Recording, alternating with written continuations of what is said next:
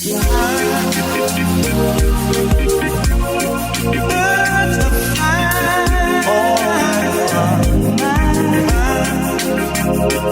out. Yeah.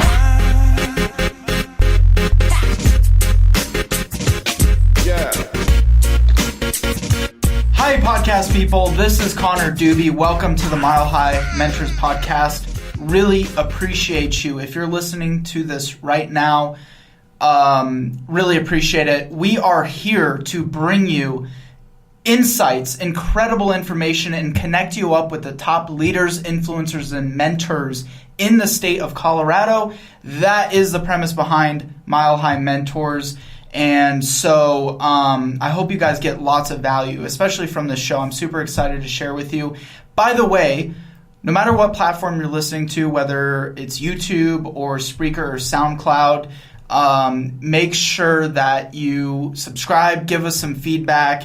Yeah, so no matter what platform you're listening to, whether it's Spreaker, SoundCloud, or YouTube, thank you. Thank you for tuning in. Be sure to leave us feedback. Also, give us a follow on our social media pages. We are always posting behind-the-scenes content of the show on our Facebook page, Instagram. Those are at Mile High Mentors, so be sure to check them out. Today's episode of the podcast is brought to you by Active Blogs. They are the go-to for all things B2B marketing. You can go check out activeblogs.com for a no-cost expert consultation. Again, Active Blogs, guys. So today's guest is a 3-time author. He's an entrepreneur and future speaker. He's working on a book that's coming out here in 2018, which he talks about in the show today, and has done some really fascinating things in the world of sales and marketing with some of the most well-known home improvement brands that you guys are probably aware of. Very excited to share his story with you. We found it extremely insightful and valuable. So without further ado, please welcome William Hatch to the Mile High Mentors podcast.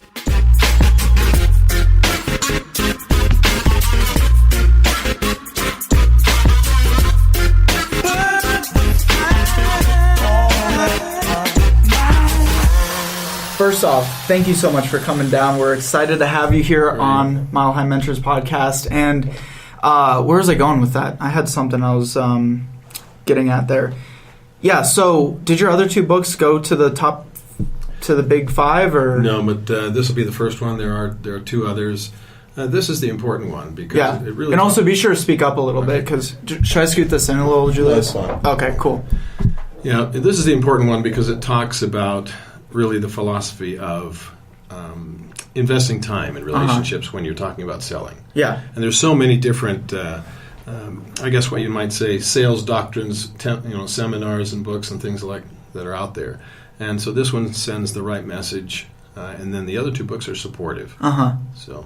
So this is a great adventure. So the other 2 are the building blocks to this book, then? The other 2 are based on, there are a couple of different subject matters. One is about how do you motivate salespeople, and the other one is actually a consultant's training manual. So really in the field, an actual manual, chapter by chapter. Right. How do you train somebody from the basics all the way up to the point where they become a thoroughbred racehorse or a lion that's talked about in the book. Yeah, okay. So lay the foreground for us. Where are you from originally, first off? Grew up in Syracuse, New York. Okay. Love the East. Lived on the East for a long time. Went to law school for a year. My friend said, don't go to law school. You are a people person, which is one of the subject matters in the book. And so I didn't listen to them, but I loved the challenge. Yeah. And then after that, I started in retail and fell in love. My background in college is economics, trend analysis. So you went to law school and then you went to economics, and you graduated with a degree in economics? Before that. Yeah, went to Brigham Young University, got my BA in economics. Oh, okay, gotcha. Then went to Albany Law School for a year, yeah, and got started in retail with Sears Roebuck and Company. Okay. Ended up in headquarters, just a tremendous career there.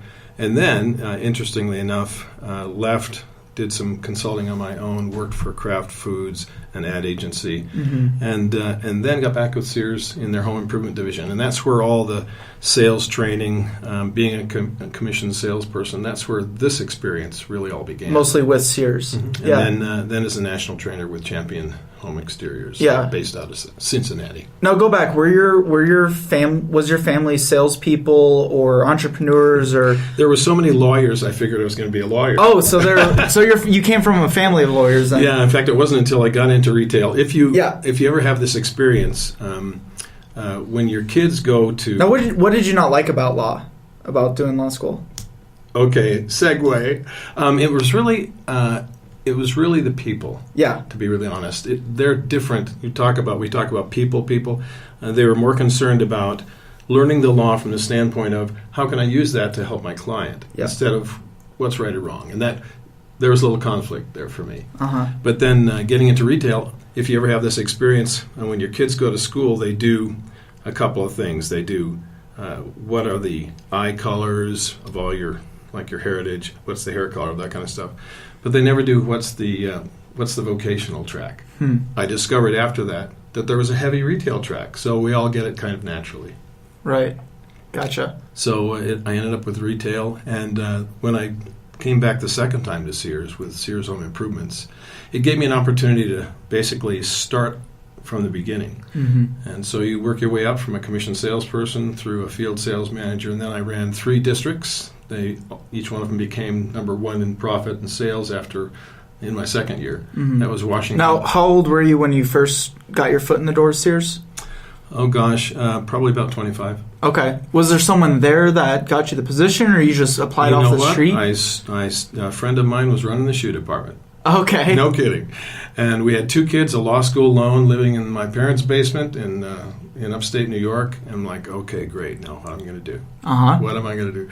And I just fell in love with the trend analysis, with responding to customers, and with really customer service and taking care of them. And that was the fun part of retail for me. Right. So it started sales like I would walk into Sears and you would sell me a pair of shoes. That was the beginning. Yep, and I would not tell you that the orange pants that you're coming in to get are not the right color. I would say, that really fits pretty well on you. Let me show you another couple of colors. Gotcha. So you learn from the beginning that it's important how you relate to people that allows them to be comfortable in making their purchase decision. You're really not selling. You're just helping them buy what they're looking for. Was that skill set innate? Like, was that in you from an early age, or was there someone who had kind of influenced and instilled that into you? Apparently so, because my friend said, don't become a lawyer, you're a people person. Don't go to an ad agency, you're a people person. I'm like, okay, so I did both of those. Was not successful at either one. Yeah. And then I started. What was the ad agency situation? Ad agency was a great experience because at Sears, I was responsible for 4 years for their what we called then ethnic marketing, today MultiCultural Marketing program. But initially it was mostly to Hispanics who were not being reached in the 90s with English language advertising. And so they would come to the stores and say, where's your ad? Because they weren't getting it distributed by a newspaper.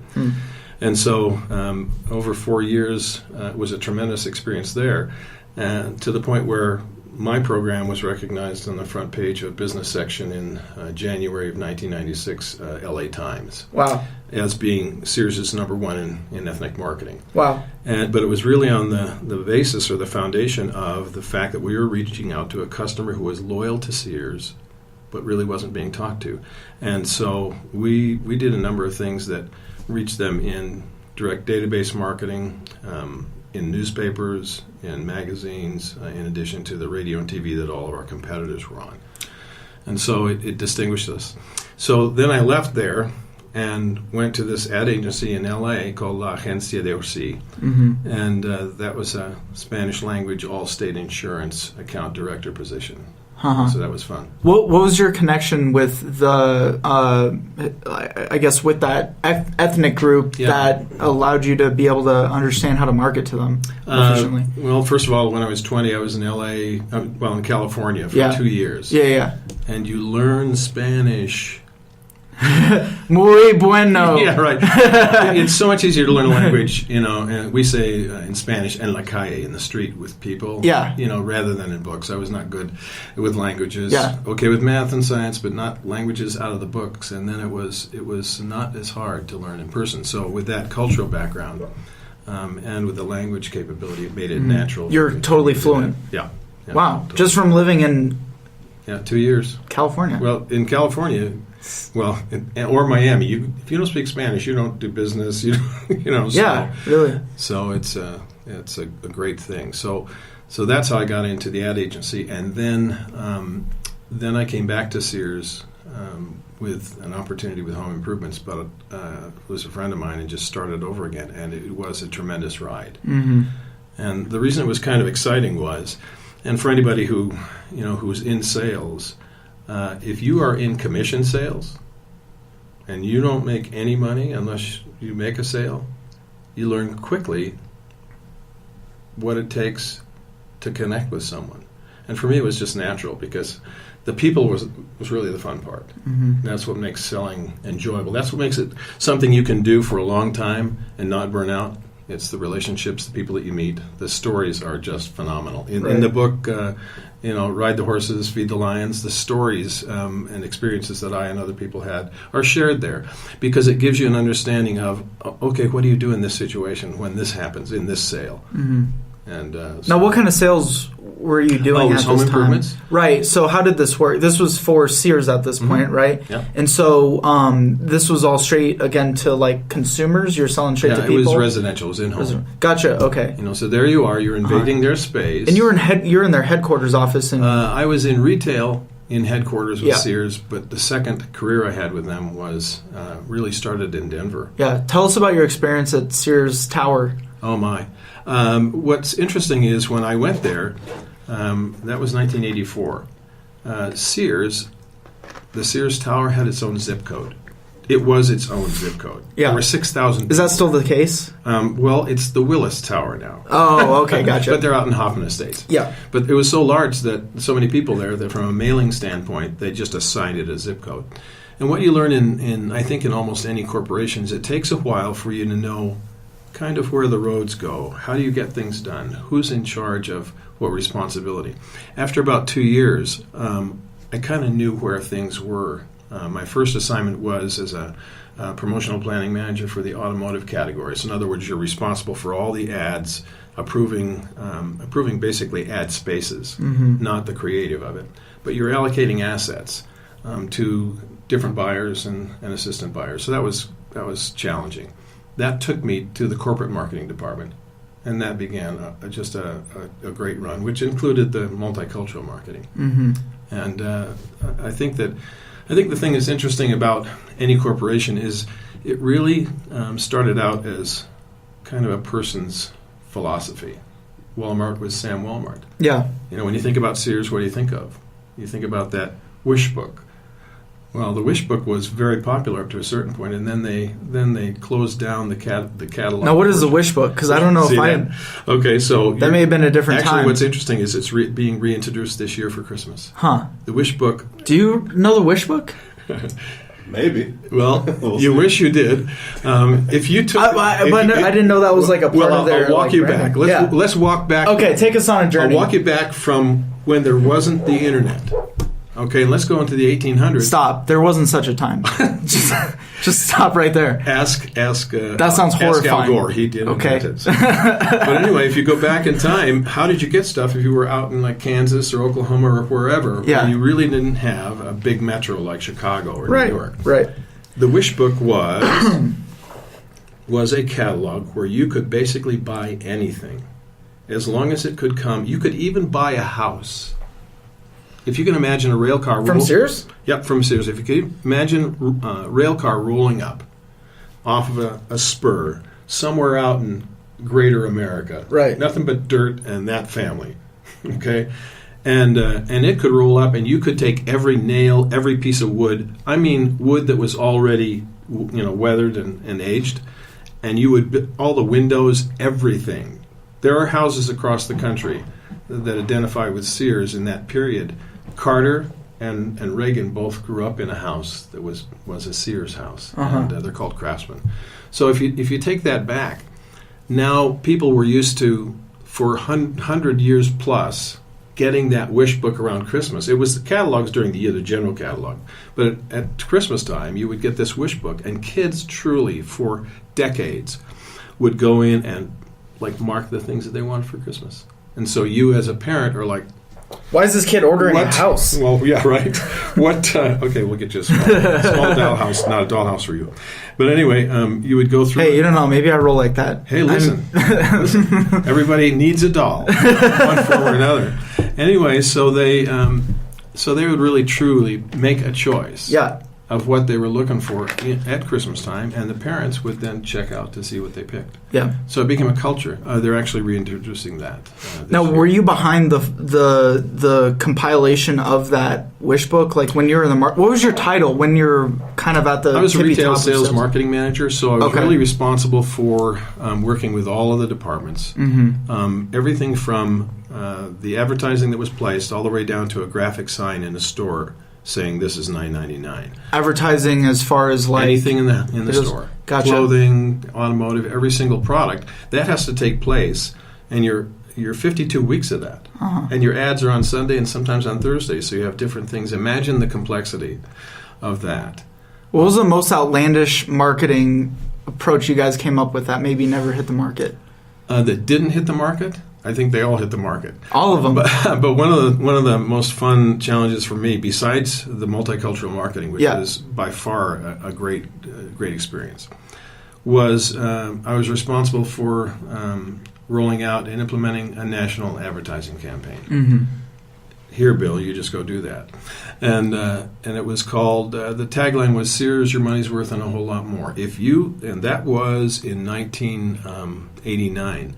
Today, you'll have cookies and a whole lot more. It's just, and a whole lot more is everywhere. Huh. But the fun part for me was they only gave me a limited budget, which if you put it all out on TV, you kind of blow the budget right away. And so at the time I decided, let's do magazine and radio. Because in magazine you can touch the softer side, at that time the softer side of Sears, and in the radio you can get repetition. And I thought, how do you really roadblock? Roadblock is a media term where you're like on every station at the same time with your ads, so you can't be avoided, right? But how do you roadblock? Oh, you're that guy then. That's everybody. But roadblock, how do you do that in the minds of consumers on the radio? And so what I decided to do was, almost in the spirit of a language, what kind of music do you listen to? You don't even have to answer. Okay, there are so many. There are genres of music. They're language. They're really language. And so what we did is we did a tagline with a music background, from everything from country to rock to you name it. And so if you're listening to the radio, listening to music because that's what you want, and there was the Sears ad. So we kind of culturally... Yeah, you natively got it in there. We kind of roadblocked the music genre. We got you, we got you, we got you, we got everybody based on what they're listening to. And that was a tremendous success. Wow. And a great experience. Yeah, so that was one of the largest campaigns that you personally rolled out while you were working in that department. How long were you there for? How long were you in that position 12 years. Well, 12 years in headquarters, but I had a number of different positions. Uh-huh. I started out as the promotional planning manager for automotive. Then I was responsible for all the in-store graphics of 800 stores. So everything that goes up promotionally or institutionally. And then after that, I was retail sales promotion manager, working with a number of high-level merchandise managers responsible for each category. There was different categories, everything from kids to men's to automotive to you name it, hardware and that kind of stuff. And so when I'm in that position, again, I'm rolling out actual promotional campaigns. What do you do on the store level to help people understand what's store manager, right down to the department manager, what's going on sale this week, and what do you need to focus on? And so we put together for 3 years we did this, which was great. It was called Retail Promotional Month. It was an in-store video, CD communication, about 30 minutes. And the store manager would sit down, pop that CD in, or the video at the time, and have all the department managers watch it. They go, okay, this is the focus this month. These are the key. And then we sent out little cards. In fact, it was a great idea that came from a man called Carl Steiber, who was my store manager, and then Cliff Hooks. And the idea came from Cliff. It was put on a card just the few key things, the top 3 or 4 things that you want me to make sure that I display on the front aisle. And so that gave them, we had one for every week of Christmas preparation from Thanksgiving all the way through Christmas. And so you go, okay, here are the first 4 items, make sure that's done. That was very effective.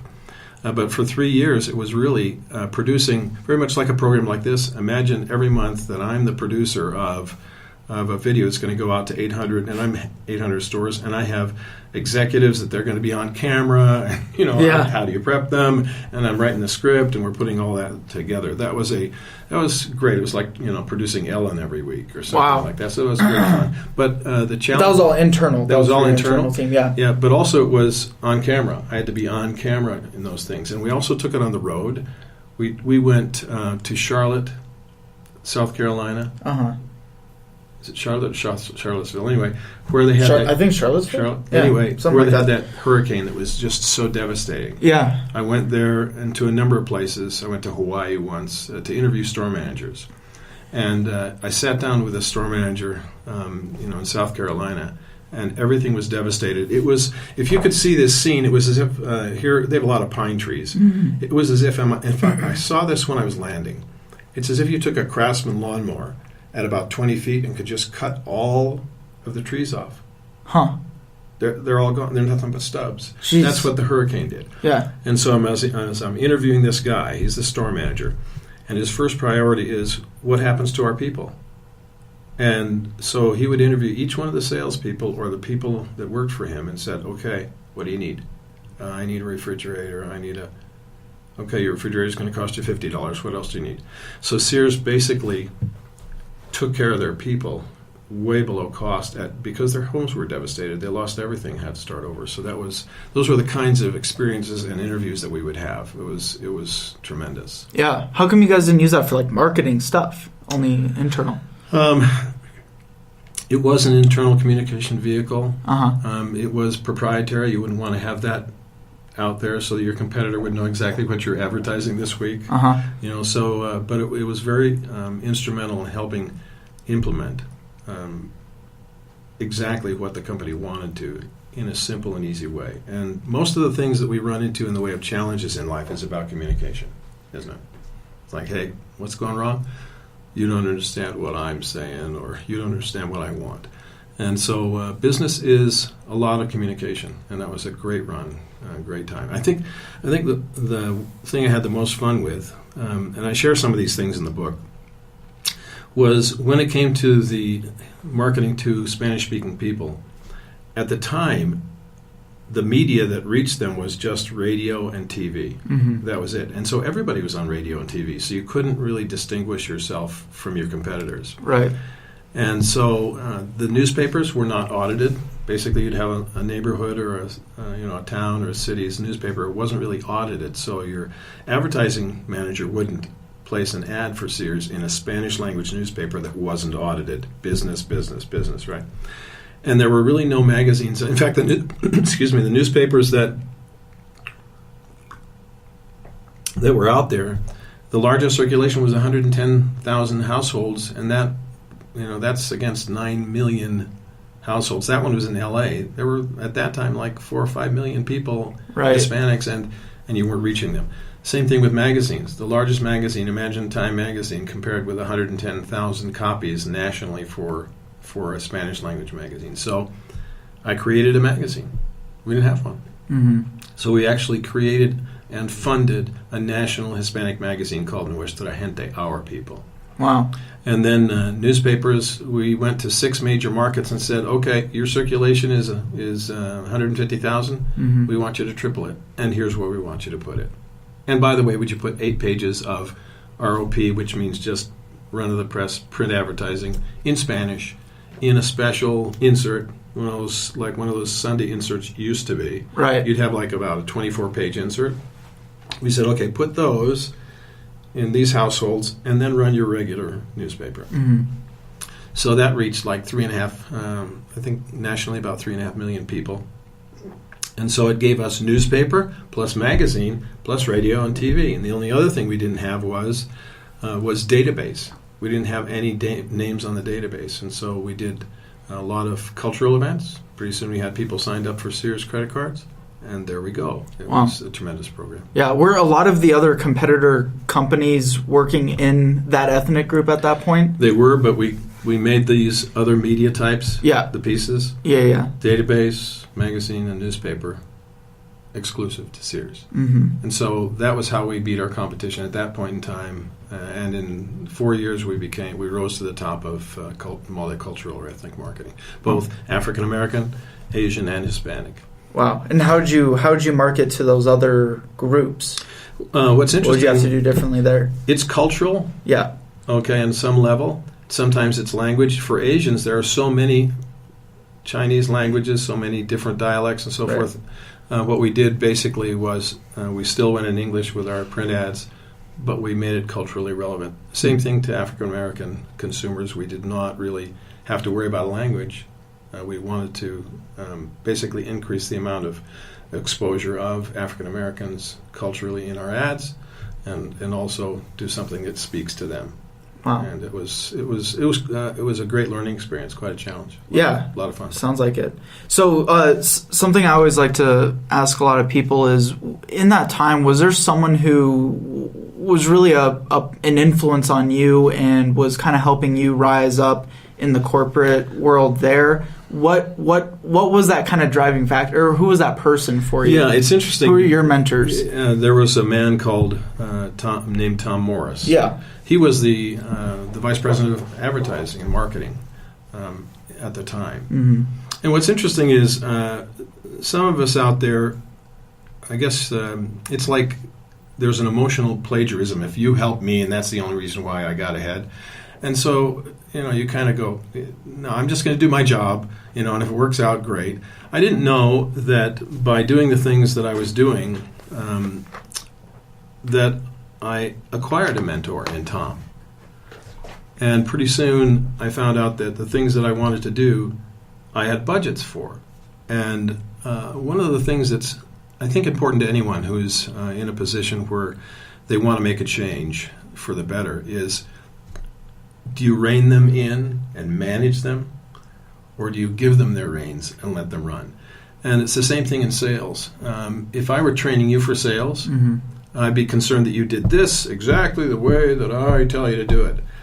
As soon as you learned that process, I'd go, make it your own. That's what I would do. In the book, when we talk about how do you train somebody, we describe something called a stylistic salesperson. Everyone has their style. You might not call it lifestyle. You might call it the way that their attitudes, the way they approach life, how they feel, and how they interact with people. And so in the book, it's really describing the stylistic salesperson, the person that has their own way of doing things. In the book, I say, you can train a horse to become a thoroughbred. Mm-hmm. And if that salesperson that you're describing, if you train them correctly, then they will win, place, or show, and your career can depend on how well they do. But you can't train a lion. You just feed a lion. And there are some lions in the sales industry, they sell $3, $4, $5 million, and you're like, how do they do it? Mm-hmm. And in the book, what I'm trying to say is, you need to study them. You need to make relationships with them, get close to them, not because they don't need you or you need them, but because you want to know. You want to be able to support them, and you want to know how are they doing it. Like, Fred's not doing it, Jaime's not doing it, Bill's not doing it. How are they doing this, and what are they doing? And almost always, I interviewed 15 different LinkedIn executives. Yeah. One of them is Dr. Goldsmith. He has 800,000 connections on LinkedIn. Okay. Well, as I interviewed each one of them... First, real quick before you go into that, how did you identify each one of these influencers? I went in... Well, I've got about 8,000 followers on LinkedIn, and I read their articles. Yeah. Okay, and I find somebody go, okay, now that guy is in sales. That guy is a VP. That guy has this background that's similar to mine. And I just put it out there. I said, hey, I'm writing this book. And at that point, I'd written everything that I wanted to say. I said, but I wonder if we could have an interview. 15, 20 minutes, and then I sent them a list of things that I used to describe who's the stylistic salesperson I'm talking about, the guy that just seems to connect with people. And so I gave them 10 questions or so, and it generated a common answer to the question of who is the best salesperson that you've ever had that worked for you or that you worked with. And it was, they invested time in relationships. Oh, are they trained? Yeah. Are they disciplined? Sure. Do they show up? Sure. Can you train them? Will they respond to you as a manager? Yes, but those are the basics. Now, beyond that, what is it? Do they have a knowledge of product? Yes. Okay. Can they follow the basic steps that your company teaches? Yes. But do they connect with people? Do they even like people? Okay. So number one factor. That was the commonality all the way through. I interviewed a gentleman by the name of Sean Moon, from Franklin Covey. And he said, and I just had to laugh at this, he said, after it's all said and done, and I've looked at their resume, we've talked and so forth, I wanted to find out if I liked the guy, or if I liked her. And so I used what I call the barbecue factor. And I was rolling, I didn't say anything to them, but that was one of my things to him, like, would I invite him over for a barbecue at my house? If not, another thing was, after 2.5 hours, and this was the common time in home. Imagine this. You meet a stranger at the door. Yep. They invited you from Sears, or I also was national sales trainer at because you did door-to-door sales for a while. It wasn't door-to-door. Oh, right. It was set appointments. Oh, but still, gotcha. you're a stranger. They don't know who they're inviting in, right? So anyway, you walk in, and 2.5 hours later, I would ask the salespeople when they came back, you got the paperwork? Did they fill out the paperwork? Yeah, here's the contract. No. Did they fill out the paperwork? What do you mean? Did they fill out the adoption papers?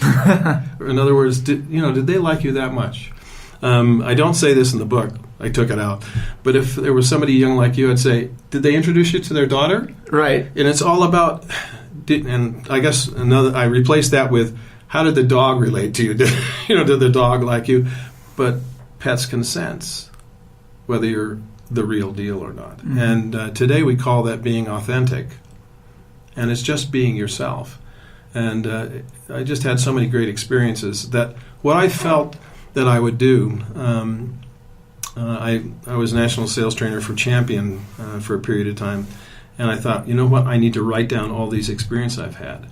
Because everybody from Tom Hopkins to Brian Tracy, their books are about their life and how they did things. Is there an exact right way to do it? For your personality, there is. For mine, there is. But that's the common piece that we have to figure out. It's not about just the process. Okay, it's not just the product and how the price is. Is this going to be any fun, or is it just going to be work? And so we had a lot of great experiences, even right here in Denver. Yeah. How many salespeople have you trained over the years? Oh my. It's going to be on the plus side of 500, maybe 1,000 that I've interviewed, trained. In this industry, there's a lot of turnover. And the reason why is because we don't connect with the people that we hire. It's almost like you're an army general and you're like, oh, that guy's going to die. I don't want to get too close to him. Right. No, you actually, that's the challenge. That's the challenge for any manager of any function. It's how do you relate to your people? There's a great story about the guy who is now the CEO of Best Buy. His first impression, and it's in the book, the first impression of him with the people was they just didn't like the guy. And it was not going well. And he wanted to turn around Best Buy, and did. In the recent 4 or 5 years, he's turned around Best Buy. But he went to school on what's wrong with me. Well, it was that he was unapproachable. And it wasn't that they didn't want to do their job. It wasn't they didn't have a great product or a great company name. It's that they didn't relate to him. So he went to school and learned how to have interpersonal skills. He actually developed the interpersonal skills, which is very uncommon.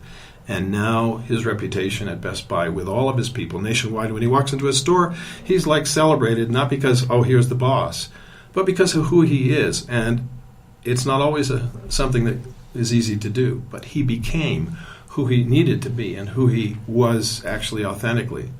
But he was able to let it out. I can be myself and be appreciated. Yeah. So. Gotcha. So, talking about like you yourself, you've accomplished some really great things in your life so far, and you're still you're with the book, and I'm sure you probably have some goals that you have set for yourself. What are some habits that you have that kind of keep your forward momentum going? Okay, so my dad was an electrical, mechanical, and aeronautical engineer with GE for 44 years. Wow. Okay. And he was... Wait, so not a lawyer? Nope. And I didn't want to be an engineer, but my youngest brother was, and my oldest brother was. Uh-huh. And so anyway, he every morning would go downstairs and work on some invention that he had. At the end of his career, at 44 years when he retired the first time, then he consulted for another 6 or 7 years. He had 100 patents to his name. Wow. We didn't know that. He never said a thing. He was the key man on quality control of the guidance system for the Atlas missile that took us to the moon. If you don't guide it right, sort of like raising kids. You know what I'm saying? How timely. If you don't guide them right, or in other words, if you don't set an example, then they don't know what to follow. Okay, it's a great challenge and great burden. It's the most difficult job outside of selling or managing people. Right. Is being a parent. Well, anyway, my dad set a great example. We just didn't know all the stuff that he did, and so when he was 90, my oldest brother, my youngest brother, and this story goes somewhere, by the way. They're on either side of his bed, and he's within weeks of not being with us anymore. Mm-hmm. He said to Ed, my oldest brother, he said, "Don't forget to file the patent on the bicycle idea that I have." At 90. The reason why he is enjoying life is because he's not done.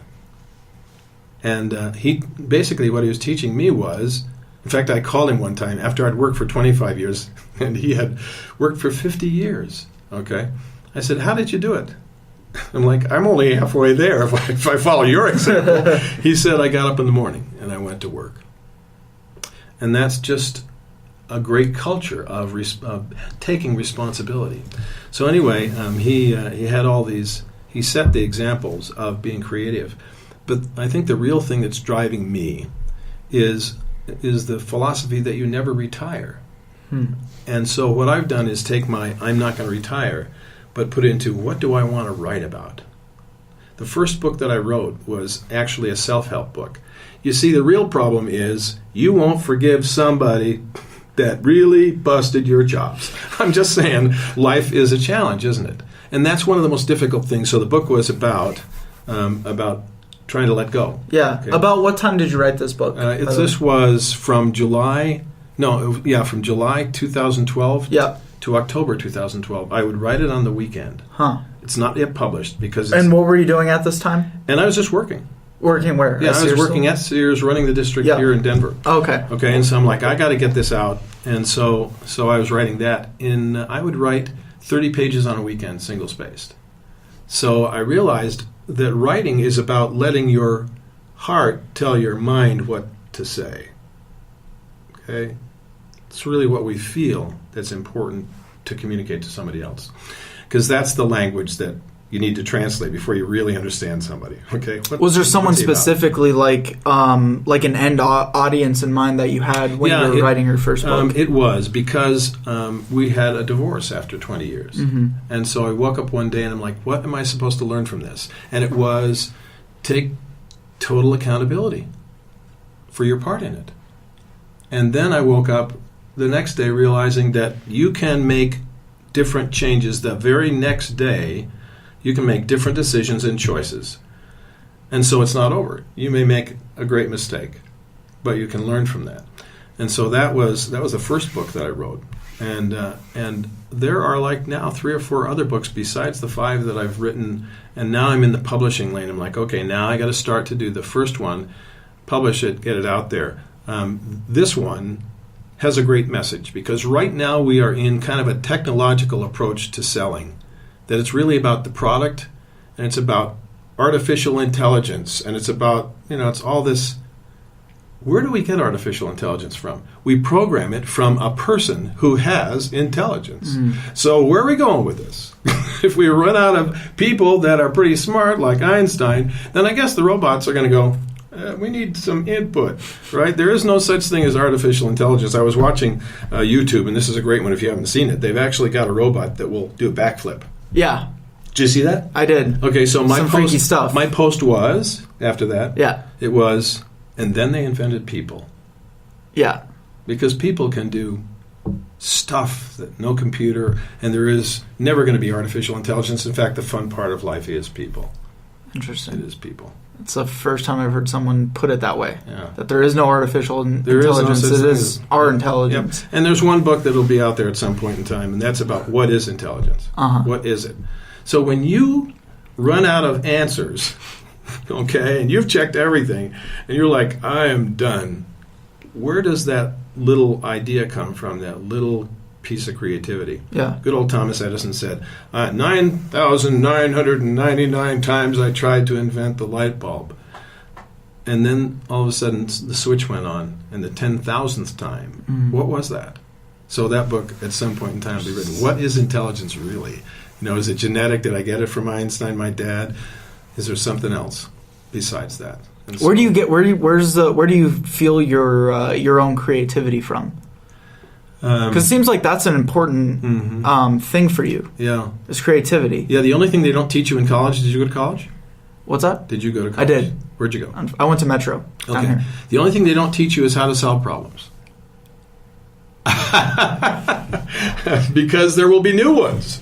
When your parents raise you, the only thing they don't teach you is how to solve the problem that you've never encountered. Right. And they might give you advice because they think that they've confronted that situation, but it's different. It's your experience. And so I think it came from that. Creativity is confronting a situation and then investigating enough, getting enough data to go, what is the solution to this? The issue with how to forgive people. Well, after a divorce, you experience all of the societies that treat you in a different way, okay? And you also experience all the pain that you caused if you were the cause of the divorce, which was, in my case, it was. So you learn a lot of things from it. Now, what was the issue? What's the issue 10 years later or 15 years later, or with your aunt who did something, or your dad who never came to your ball games, or whatever? Okay. So owning that. What's the issue? It is not that they did something wrong. Right. Get in line. Right. Okay. It's how you gonna let go of that. Right. So that you can move on. So ownership. So it was really like life experiences bring you to the point where you can either not talk about it, or you can write about it. And when you write about it, it's not intentionally therapy, but also you learn as you write because your mind starts even confronting a new detail of the issue that you hadn't thought about that just comes up as you're writing. Wow. So writing is a great thing. So for you, it's a way to get all that out and get it in to a certain extent, but it's also like why would I care about writing this book about selling? Right. Because it was so much fun. It was so great. I've enjoyed you enjoyed it. Yeah, and also then you get to the point where you want to train somebody else and show them how to do it. What are you going to accomplish with this book? Since this is the one that you're looking at big publishers and all that, like what are you going to accomplish? The first thing is to get the message out there that the most important thing about relationships is the communication piece. In selling, it is connecting with somebody, that you're only going to be with for a couple of hours, but actually wanting to listen to them because you want to get to know them. When I'm training, one of the things I do is I put a picture of Brad Pitt up, okay, and I go, would you listen to this guy? Listening is important. Talk to any woman if you're a man, and listening is really important. Okay, and then I put a picture up of maybe a Hollywood actress. Okay, and I go, would you guys listen to her? Oh yeah. Okay, well, why don't you listen when you go in the house and sit down with customers? You're not hearing what they have to say. You frankly don't care. You want them to stop talking so you can pitch your product, and that's not what you should be doing. And the greatest communicators and the greatest salespeople, at least in this vocation, are those that actually sit down and want to know what you have to say and what you're thinking, what you want. And so I teach that. This will open the door to a concept that's, I think, being replaced by a lot of technology like we were talking, and that is That is, it is about the people. It is not about your product. And what I hope to happen then as a part about this is you need a product in order to go and be a keynote speaker. The book then becomes that. You need a product to go and do consulting, and I want to do that. To do national training with a corporation, I want to do that. So that's the first piece. And what are you doing right now? What's your main? Right now, I'm actually consulting with a startup, but just a couple days a week and doing a lot of writing. Wow. So that's a lot of fun. What are your thoughts on millennial salespeople? The thing is, it really doesn't matter. It's funny we call them millennials or Generation X, Y, Z. Oops, we ran out of the alphabet. So we'll call them millennials. Yeah. Okay. This decade means something? I don't know. What it is millennials are people. Next question. Do you know what I mean? It's like next. So millennials experience life in a different way than the last millennium. Mm-hmm. But they wake up in the morning. They intend to do something great with their life.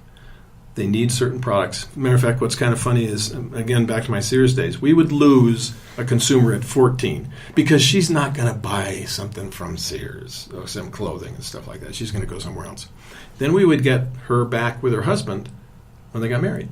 Yeah. Well, we need a washer and dryer and so forth. So people and their experiences don't really change that dramatically from one decade to the next. Right. But what about salespeople? What about millennials in the workplace? As salespeople? Yeah. Millennial professionals. Yeah. What are your thoughts on that? They'll discover the challenge is the same. If they do not, whether it's B2B, business sales, or whether it's in-home, the same issue is you're selling to a person. So the challenge will be for you to connect with them. Mm-hmm. What's your biggest piece of advice to connect? Because you seem to really emphasize on that. Like, how do you connect? How does someone who's never been in that social scenario, or they've never been in sales before, or really in a business ecosphere, like, how do you connect with people? Yeah. So you're in high school and you ask somebody out on a date, right? That's awful. Right? You're like, how do I do that? Next thing, conversation. Whoa, can't start a conversation. Don't know what to say. Okay? For a young man, he might see a beautiful young woman and say, I'm speechless, and he is. So how do you do that? The answer to the question is, what are you going to talk about, right? You will not connect unless you talk about something, but we take that approach as salespeople. No, it's asking questions. How do I get to know you? You're asking me questions. You didn't know me before we sat down. So by virtue of the answers to the questions that you were interested in, or that you will be, you get to know me. Let me tell you a little story. There's one of many. I'm in Washington, D.C. I'm running the district there. The second year I'm there, it becomes number one in profit. I'm having a great time. I love kitchens as a product. We had 11 products, everything from roofing to siding to windows and so forth, but kitchens and bathrooms, flooring. But I loved kitchens, the whole creative thing. We used a software program, and we'd go in there and try and, oh my gosh, we do watch HGTV, right? And then we sit there, and in half an hour, we're like, you're kidding me. Are you kidding me what they did with that? So it's very creative again, the thing I like to do. So I'm sitting there with this beautiful African-American woman, and she's in her mom's home in Washington, D.C. It's like a single-story brick home. And her mom's passed, and she wants to live there. So she's going to fix it up. So we're designing her kitchen. So I'm sitting there with her. After it's all done, she buys the kitchen, signs the contracts, and then tells me that she should be in L.A. today receiving a Grammy. That tells you a little bit about her character. What was important to her was not the Grammy, right? But her mom's home. So, and who was this? And this was, I don't remember her name, but I can't mention it. Come on. You can't just drop that on us and not tell us the name. Yes, I can. Yeah, there's so many stories. But the fun part of selling is the people that you meet. And it was Beyonce. Was it Beyonce? No, it was beyond me. So you're really, I'm there with somebody selling a kitchen, and she should be receiving a Grammy. How would that happen? Story number 2, Fort Collins, true story. I'm with a guy, and so we sit down. At the beginning of every time we get together, we just want to talk for a while, like 10 or 15, 20 minutes. We call it warming up, getting to know somebody before you're just like talking about product. So we were doing that. So after about 20 minutes, his wife, at this time, he is 80.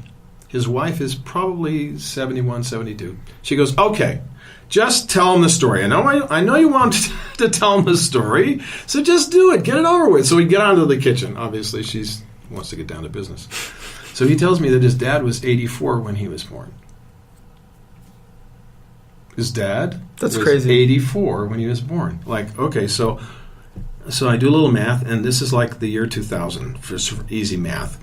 His dad, let's make him 80. He's 80. Go back from 2000, 160 years, and you're at 1840. Then he tells me that his dad was commissioned to West Point by Abraham Lincoln. So I'm sitting across the table from a guy whose dad was commissioned probably in 1858, because that makes him about 18, to West Point. How do you have experiences like that? When would you ever... We don't even leave our houses. But if I put you in 1,000 homes a year and do that for a decade or so, you are going to meet some of the most phenomenal people that you could ever hope to see. And maybe only in that way.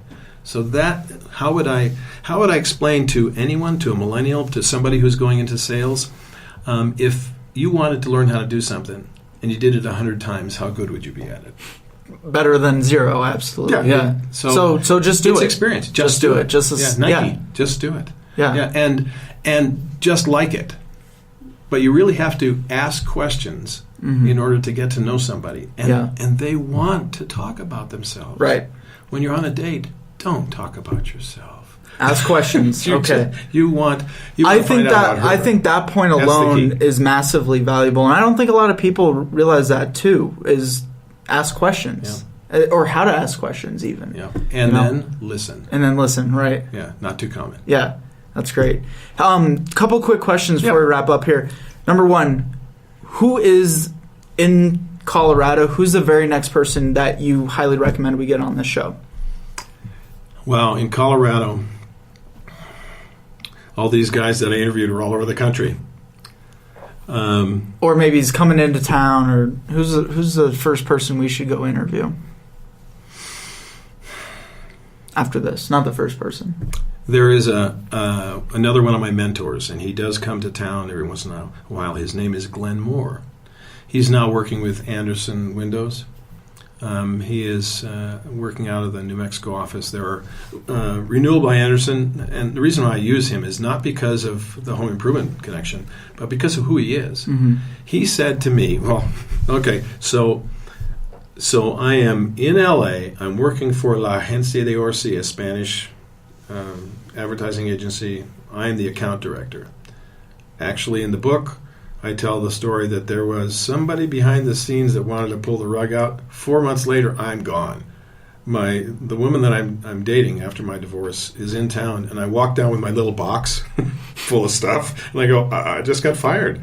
And somebody inside had gotten to the client, and the client calls, I don't think we have the right account director, and I'm done just after 4 months.